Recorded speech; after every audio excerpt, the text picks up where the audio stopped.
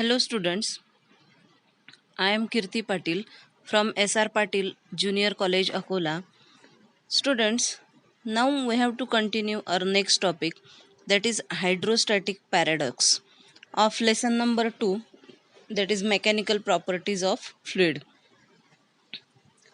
Students, here in this diagram we have to see that the height of liquid column is same for all vessels. Therefore, the pressure of liquid column in each vessel is the same and the system in equilibrium. है ना? In vessel A, vessel B and vessel C, in all vessels that height of the liquid column is same. That's why we can say that the system is in same equilibrium. Pressure in liquid is equally divided in all directions.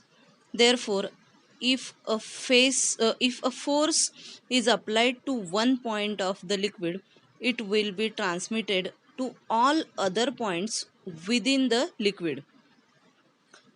That means the pressure to the blue area is the same in all three cases, even though the containers are different. This is known as hydrostatic paradox. This diagram is given on page number 30 in your textbook. Here we have considered the interconnected vessels A, B, C and D. When a liquid is poured in any one of the vessels, it is noticed that the level of liquids in all the vessels is same. This observation is perplexing because the vessels are of different shapes and hold different amounts of liquids. This is known as hydrostatic paradox. Due to the shape of vessel C, it can be assumed that the pressure at the base of vessel C would be more than that at the base of vessel B, and the liquid from vessel C would rise into the vessel. However, this assumption is never observed.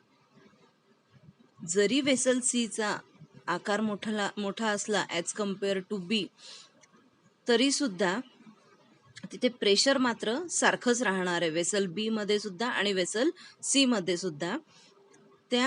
त्याच्यामुळे त्याच्या लिक्विडची height जी आहे ती सुद्धा तुम्हाला या diagram मध्ये सारखी दिसते.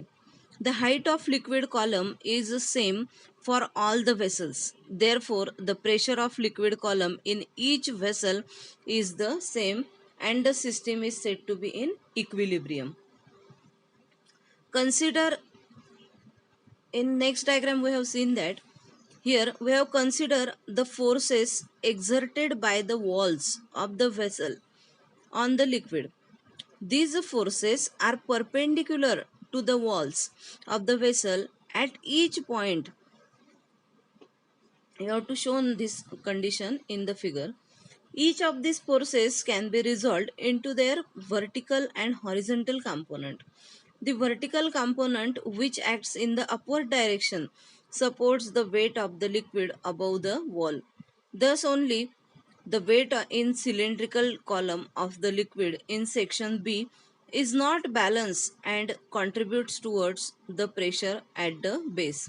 This fact resolves the hydrostatic paradox. In figure B, we have to shown that this is the part of C is separately shown here.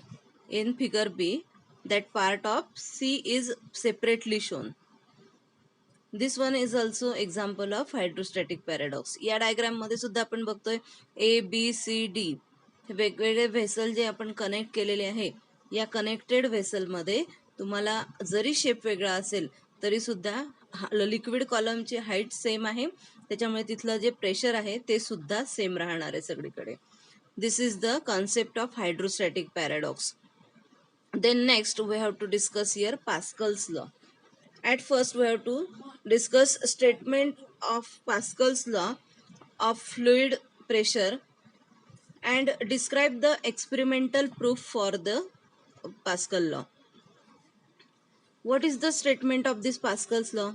Pascal's law states that the pressure applied at any point of an enclosed fluid at rest is transmitted equally and undiminished to every point of the fluid and also on the walls of the container, provided the effect of gravity is neglected. Here in this diagram, we have to show the demonstration of Pascal's law. Here we have considered a vessel with four arms A, B, C and D having different cross-sectional areas A1, twice A1, 3A1 and A1 by 2 respectively, filled with incompressible fluid and fitted with frictionless watertight position. Initially, the enclosed water is at rest. Now, suppose that the position A is pushed down with a force F1 so that the pressure exerted by it on the fluid is PA is equal to F1 by A1.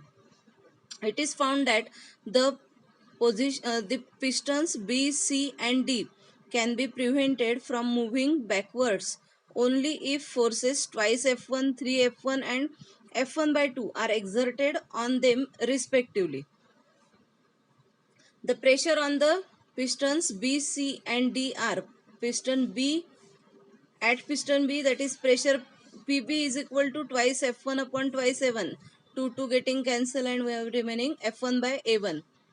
Again F1 by A1 for C and again F1 by A1 for D.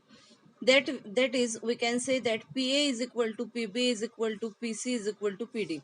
This shows that the applied pressure on A is transmitted undiminished on piston B, C and D as required by Pascal's law. And next, in textbook you have given application of Pascal's law also.